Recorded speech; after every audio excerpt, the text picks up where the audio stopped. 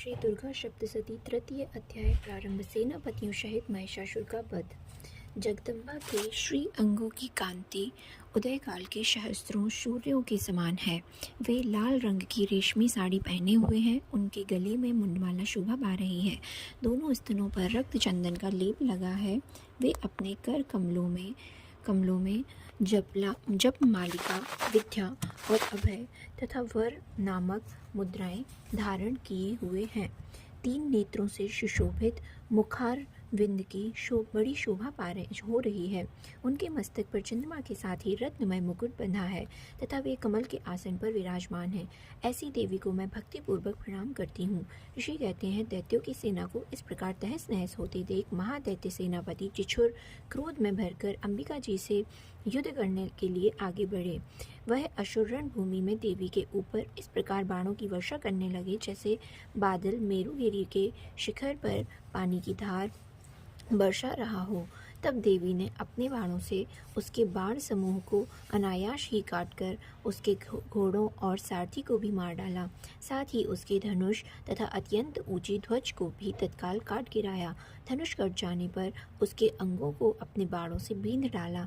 धनुष, रथ, घोड़े और सारथी के नष्ट हो जाने पर वह असुर ढाल और तलवार लेकर देवी की ओर दौड़ा। उसने तीखी धार वाली तलवार से सिंह के मस्तक पर चोट करके देवी की भी बाईं भुजा में बड़े वेग से प्रहार किया।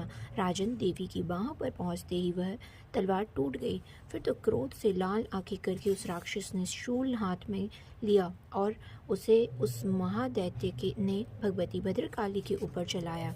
वह शूल आकाश से गिरते हुए सूर्यमंडल की भांति अपने तेज से प्रज्वलित हो उठा। उस शूल को अपनी ओर आते देख देवी ने भी शूल का प्रहार किया।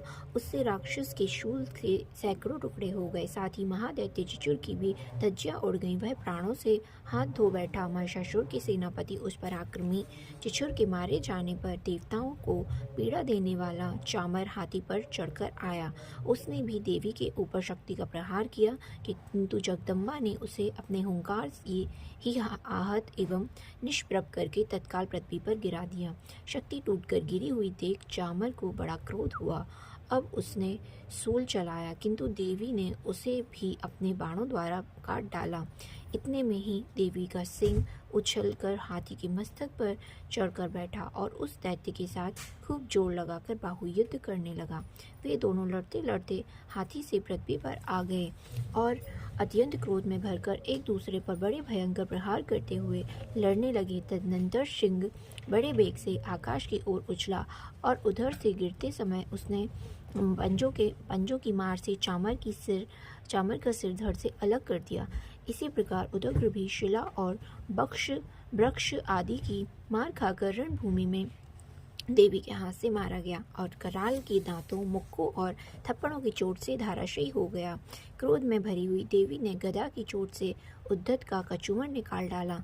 भिंदीपाल से वाशकल को और बाणों से ताम्र और अंधक को मौत के घाट उतार दिया। 3 नेत्रों वाली परमेश्वरी ने त्रिशूल से उग्राश्य, उग्रवीर्य तथा महाहनुमा नामक दैत्यों को मार डाला। तलवार की चोट से बिड़ाल के मस्तक को धड़ से काट गिराया। दुर्धर और दुर्मुख इन दोनों को भी अपने बाणों से यमलोक भेज दिया।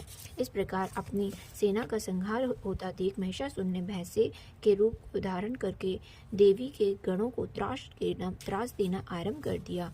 किन्हीं को थूथुन से मारकर, किन्हीं के ऊपर खड़ों का प्रहार करके, किन्हीं को पूंछ से चोट पहुंचाकर, कुछ को सींगों से विदीर्ण करके, कुछ गणों को बेग से, किन्हीं को सिंहनाद से और कुछ को चक्कर देकर, कितनों को निश्वास वायु के झोंके से धाराशायी कर दिया।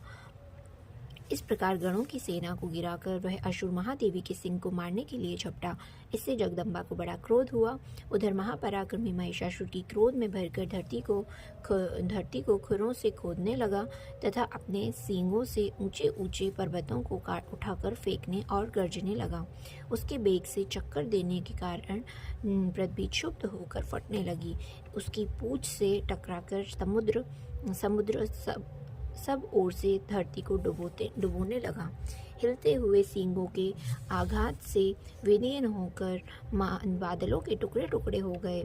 उसके श्वास की प्रचंड वायु के वेग से उड़े हुए सैकड़ों पर्वत आकाश से गिरने लगे। इस प्रकार क्रोध में भरे हुए उस महादैत्य को अपनी ओर आते देख चंडिका ने उसका वध करने के लिए महान क्रोध किया और उन्होंने पाश फेंककर उस महान असुर को बांध दिया।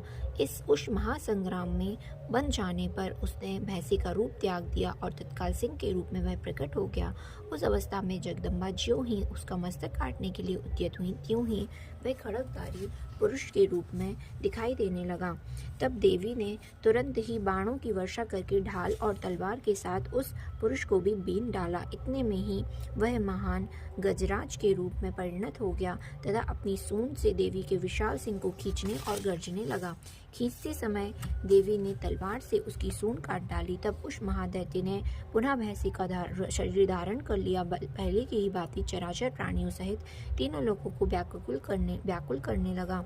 तब क्रोध में भरी हुई जगन माता चंडिका बारंबार उत्तम मधु का पान करने तथा लाल आंखें करके हंसने लगी। उधर वह बल और पराक्रम के मद से उन्मत्त हुआ राक्षस गर्जने लगा तथा अपने सींगों से चंडी के ऊपर पर्वतों को फेंकने लगा। उस समय देवी अपने बाणों के समूहों से उसके फेंके हुए पर्वतों को चूर्ण करती हुई बोली। बोलते समय उनका मुख मधु के मद से लाल हो रहा था और बाणी लड़खड़ा रही थी। देवी ने कहा, ओ मूढ़, मैं जब तक मधु पीती हूँ तब तक तू क्षण भर के लिए खूब गर्ज ले। मेरे हाथ से यही तेरी मृत्यु हो जाने पर अब शीघ्र ही देवता भी गर्जना करेंगे। ऋषि कहते हैं, यूं कहकर देवी उछली और उस महादैत्य के ऊपर चढ़ गई। फिर उसे अपने पैर से दबाकर उन्होंने सूल से उसके कंठ में आघात किया। उनके पैर से दबा होने पर भी महिषासुर अपने मुख से दूसरे रूप में बाहर होने लगा। अभी आधे शरीर से ही वह बाहर निकलने पाया था कि देवी ने अपने प्रभाव से उसे रोक दिया। आधा निकला होने पर भी वह महादैत्य देवी से युद्ध करने लगा। तब देवी ने बहुत बड़ी तलवार से उसका मस्तक काट गिराया। फिर तो हाहाकार मच करती हुई देवी दैत्यों की भारी सेना भाग गई और संपूर्ण देवता अत्यंत प्रसन्न हो गए। देवताओं ने दिव्य महर्षियों के साथ दुर्गा देवी का स्तवन किया। गंधर्वराज गाने लगे, अप्सराएं नृत्य करने लगी। इस प्रकार श्री मार्कंडेय पुराण में श्रावणी मन्वंतर की कथा के अंतर्गत महिषा देवी महात्म्य में महिषासुर वध नामक तीसरा अध्याय पूर्ण हुआ।